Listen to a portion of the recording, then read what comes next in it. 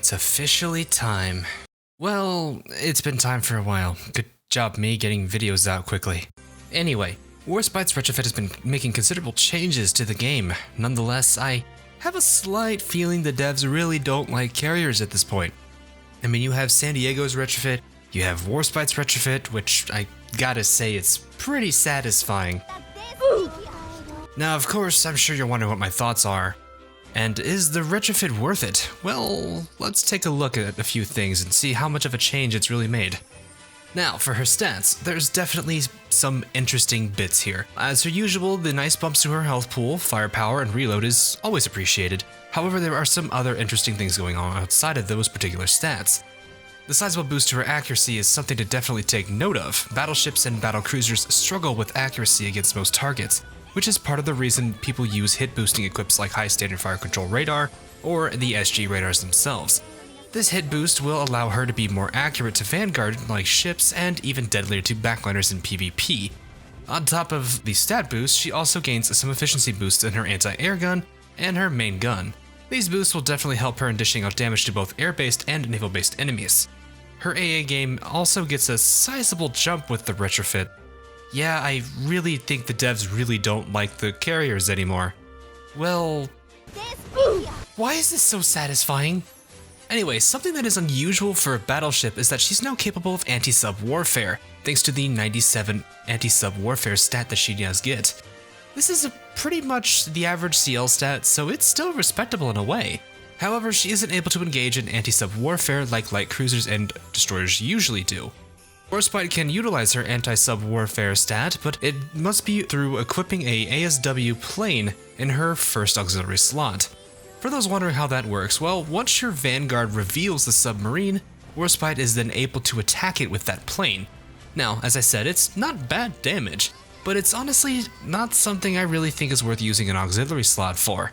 So I think it's best to leave throwing the Chef Boyardee cans to the Vanguard. Now, Warspite's Retrofit does give her a lot of good bumps stat-wise, but she can also gain some decent adjustments to her skills. The first thing I'm going to mention is the revision done to her main skill, Divine Marksman, which now is called Divine Marksman Plus. This revision does a lot of things. First, instead of firing as early as every 15 seconds, she now gets to fire a shot after 10 seconds and then as early as every 15 seconds afterward. This barrage skill still is aimed at the furthest away target and still turns into AP from level 6 onward, as well as being a guaranteed critical hit. Some of the changes to this also include that the first shot, the one at the 10-second mark, has its damage increased to 130%, and that Allied Royal Navy ships have an increased chance of attacking the recipient of the barrage when auto-firing. Now, this skill is the reason she's gained the reputation she now has in PvP, and is now a major threat to all players in that particular environment. For those that aren't sure why, this is due to how AP battleship guns work in Azur Lane. You see, each armor type has its own damage modifier against gun and ammo types. With BBAP, light armors take reduced damage, while medium and heavy armors take increased damage. One thing to definitely take note here is that any medium armor ships will not fare well against this barrage and can be potentially immediately removed from the fight. Heavy armors can potentially survive the barrage depending on level, but can take significant damage and be wiped out shortly afterwards. Because of this skill, positioning actually does kind of matter a bit in PvP if you see an enemy Warspite. Now, if you're using any medium armors in PvP, then you might want to consider making sure that they aren't the farthest away ship from that Warspite, or you could just put them as flagship. Otherwise, this'll happen. Okay, can we stop this? This is literally bullying. Warspite, however, does get another skill called the Royal Navy Legend. This skill decreases the spread range of her main gun by up to 5 points, and increases her firepower by up to 15%, and also her hit rate against destroyers is increased by up to 15% as well. The increase in firepower is a nice thing, but the spread reduction also helps her to be deadlier with her guns. What also helps is her accuracy against destroyers. Destroyers generally have the highest evasion of all ship types. With Warspite gaining this better hit chance against them, it'll make her all the more deadlier against those particular destroyers, especially with HE main guns. I'm half tempted to say at this point that no one is safe from Yi Dogo. But does this change my view as her being better at mob backline? Well, yeah. she can be amazing against medium and heavy armor bosses thanks to her stats and overall skills. Even light armor bosses can still fall to Warspite if you got an HE gun on her. So she can make an amazing backliner for boss fleets now. As for mob fleets, she'll still do fantastic, but you might not see a lot of effectiveness coming from her sniping skill. The abundance of light armors in mob fleets might make the snipe rather weak, but when she starts using her main guns, you can definitely count on her to clear a lot of enemies out by herself. Her increased hit chance against destroyers will help out a lot in mob fights, as well against those particular destroyer types or destroyer type bosses.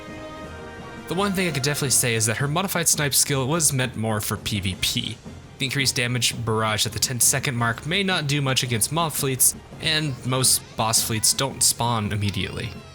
It'll help definitely for sure in EX mode and challenge mode fights, but that's also assuming that the armor type matches. It's honestly the best you can particularly expect out of that skill in PvE settings.